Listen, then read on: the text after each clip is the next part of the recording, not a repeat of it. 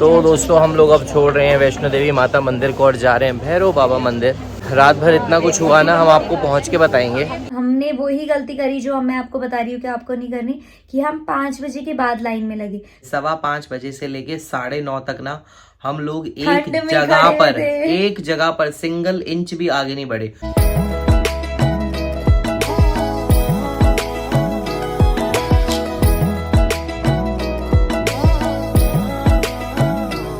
जय माता दी दोस्तों, एक बार फिर से आप सभी लोगों का स्वागत है हमारे YouTube चैनल राहुल कुरियाल में।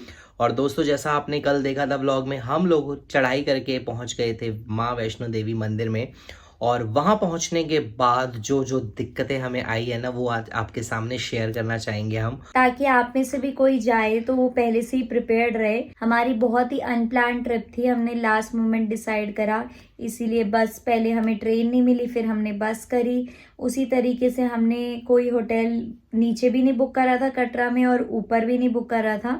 तो नीचे तो चलो एडजस्ट हो गया था क्योंकि बहुत सारे होटल थे प्राइवेट, पर जो माता वैष्णो देवी का जो परिसर है वहाँ सिर्फ गवर्नमेंट के ही भवन है जहाँ आप रुक सकते हो, और सब जगह प्री बुकिंग चलती है। तो आप सोचो कि हम यहाँ से सीधा जाएंगे और हमें वहाँ रूम्स मिल जाएंगे, तो ये तो नेक्स्ट टू इम्पॉसिबल है। कि मतलब हाँ, रेयर कंडीशन में हो सकता है कि जब वहाँ भीड़ भड़का नहीं है। विंटर्स में तो भूल ही जाओ, ये तो बिल्कुल पीक सीजन होता है जब लोग आना पसंद करते हैं।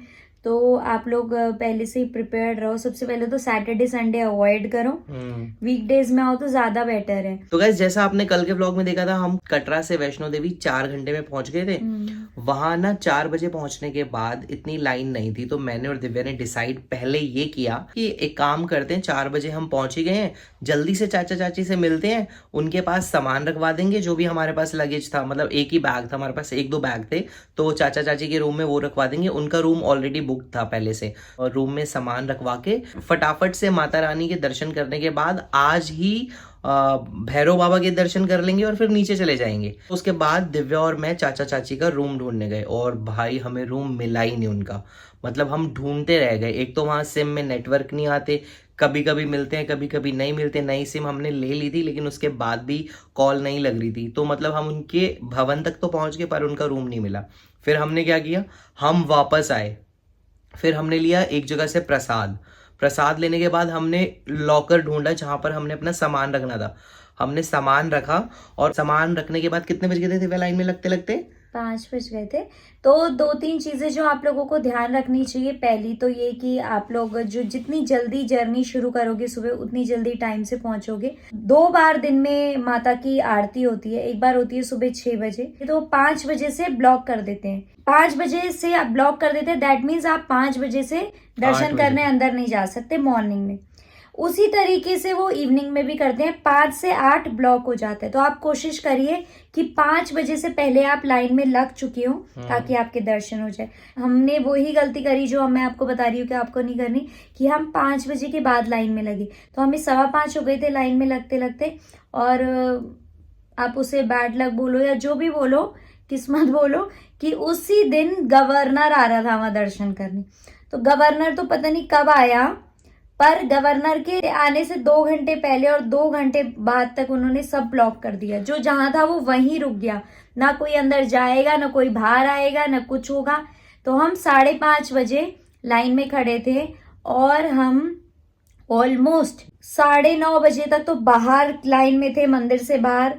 और फिर जब वो लाइन खुली 9:30 बजे, तो जब अंदर क्राउड शिफ्ट हुआ तो हमें 11 बज गए दर्शन करते करते। और आप लोग बिलीव नहीं करोगे, 5:15 बजे से लेके 9:30 तक ना हम लोग एक जगह पर सिंगल इंच भी आगे नहीं बढ़े।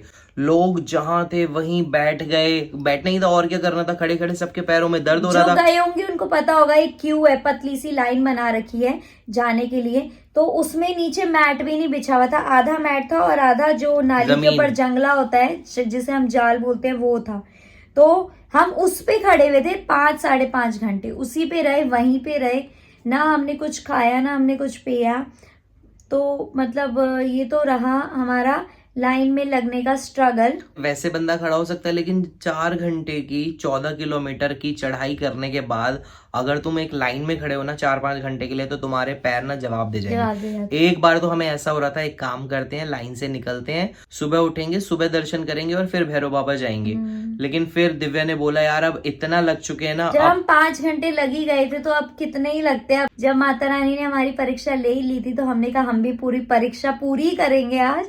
तो माता रानी ने बोला तुम इतने टाइम बाद आए हो ना, तो इतनी आसानी से रास्ते नहीं खुलेंगे। तो वही बात हुई और बस फिर हो गए थे हमें दर्शन। गवर्नर चला गया होगा, उसके बाद जो भी था नॉर्मल हो गया था। पर उसके बाद ये हुआ कि हमारे पास कोई रूम नहीं था।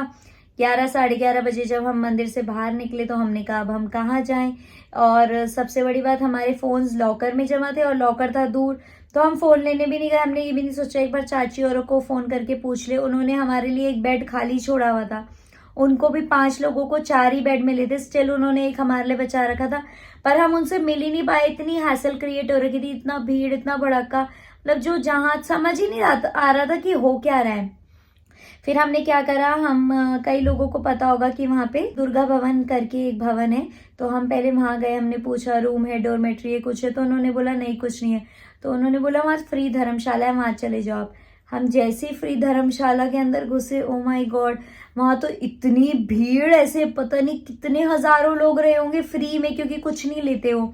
और लोग जमीनों पे सो रखे थे, जमीन पे सो रखे थे, जिसको जहाँ जगह मिली। उन्होंने प्लेटफॉर्म से बनाए हुए थे, वो प्लेटफॉर्म में, गेट के बाहर, लिफ्ट के बाहर और कॉरिडोर्स में, जिसको जहाँ जगह मिल रही थी वो वहां से। एक अच्छी बात थी वहाँ की, जो कंबल थी ना वो गवर्नमेंट, मतलब वहीं से आपको भवन से कंबल मिल रही थी। 100 रुपए के हिसाब से आपको एक कंबल के पैसे देने थे और जितने मर्जी कंबल लेके आप जाओ, मतलब वो मैक्सिमम 10 दे रहे थे।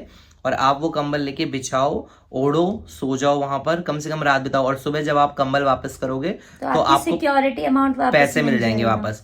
उन कंबल को लेने के लिए ना हमें 1.5 घंटा खड़े रहने पड़ा लाइन में, क्योंकि इतनी भीड़ थी, इतने लोग आए हुए थे।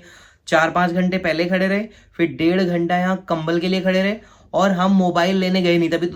तभी हम ये रात का कुछ भी शूट नहीं कर पाए हैं, क्योंकि आपको पता होगा मोबाइल ही नहीं था। तो दिव्या ने बोला कि यार अब तू इतनी दूर जाके मोबाइल लेके आएगा ठंड में।